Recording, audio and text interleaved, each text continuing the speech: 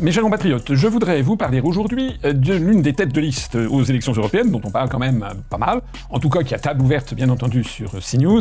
Je veux parler de Madame Marion Maréchal, qui est à la tête de la liste Reconquête. Alors, on en entend parler, un peu moins quand même que de M. Bardella qui a droit à toutes les antennes, mais on entend quand même beaucoup parler de Madame Maréchal, en tout cas plus que de moi évidemment, sur les grands médias. Elle s'est félicitée d'avoir passé un accord avec Madame Meloni, la présidente du Conseil italien, qui est notre Premier ministre, à la tête de Fratelli d'Italia, qui est son parti politique, puisque il a été convenu entre les deux femmes que si la liste Reconquête a des députés au Parlement européen, eh bien ils seront dans le même groupe que le parti de Madame Meloni, et donc tout va très bien pour le meilleur des mondes, et ils se félicitent, se congratulent avec des photos, etc. etc. Alors, je rappelle quand même que Madame Meloni, c'est quand même, quand on est en Italie, ou bien quand on est en France et qu'on s'intéresse à la politique italienne, c'est quand même la trahison par excellence. Madame Meloni s'était fait, je l'ai déjà dit 50 fois, elle s'est fait élire fin 2022 sur la thématique de l'immigration, en disant qu'elle allait plus y avoir un seul immigré. Il y avait des affiches, c'était blocus naval, c'est-à-dire blocus naval, fuori gli stranieri, dehors les étrangers, etc., etc. Une fois qu'elle a été élue, elle a fait tout le contraire. Elle a annoncé d'ailleurs, Madame Meloni, qu'au cours de l'année 2024, eh bien, elle allait accorder plus de 452 000 permis de séjour à des nouveaux migrants. Il y a désormais plus de migrants qui arrivent dans l'Italie de Meloni que ça n'était le cas avec son prédécesseur, avec Mario Draghi. Alors c'est avec cette femme, cette traîtresse en fait, que Madame Marion Maréchal se montre comme si c'était quelque chose de formidable que de faire cette alliance et de se retrouver dans ce groupe. Donc ça c'est quand même le premier point.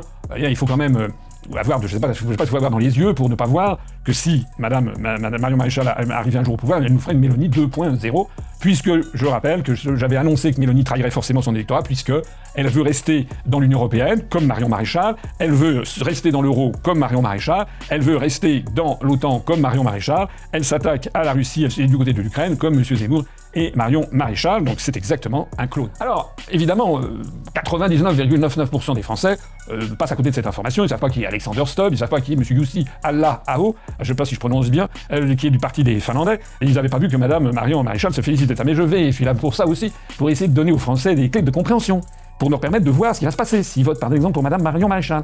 Alors, qui est cet Alexander Stubb dont Madame Marion Maréchal se félicite de la victoire? Franchement, c'est un gag. Il n'y a pas plus européiste en Finlande que ce monsieur Alexander Stubb. D'abord, il est né de la minorité suédoise en Finlande, parce qu'en Finlande, il y a donc les Finlandais, puis il y a une minorité suédoise, il y a donc deux langues, il y a le finnois et le suédois, donc il parle les deux langues.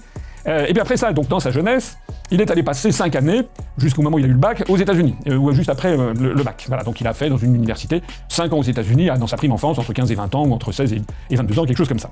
Ça témoigne déjà d'un certain tropisme familial en faveur des États-Unis. Et puis ensuite, il est revenu, et très rapidement, eh bien, il s'est engouffré dans toutes les institutions europééistes possibles. Il a été au collège de Bruges. Le collège de Bruges, c'est à Bruges, donc ville de Belgique, où l'on a des étudiants venant de toute l'Europe, et alors là, c'est vraiment l'école du parti, si j'ose dire. Voilà. Alors, je terminerai ce propos sur Alexander Stubb en signalant au passage que, bien entendu, il est membre du groupe de Bilderberg. Voilà. Alors, autrement dit, voilà, c'est du gâteau. D'ailleurs, c'est la majorité qui est reconduite, cette majorité qui a fait passer la Finlande dans l'escarcelle de l'OTAN avec Sanna Marin, qui était première ministre, et qui, à l'âge de Gabriel Attal, a fait ce que les Américains espéraient depuis des décennies, sans y croire, c'est que désormais la Finlande est entrée dans le camp de l'OTAN, et maintenant en choc frontal face à sa longue frontière vis-à-vis de la Russie.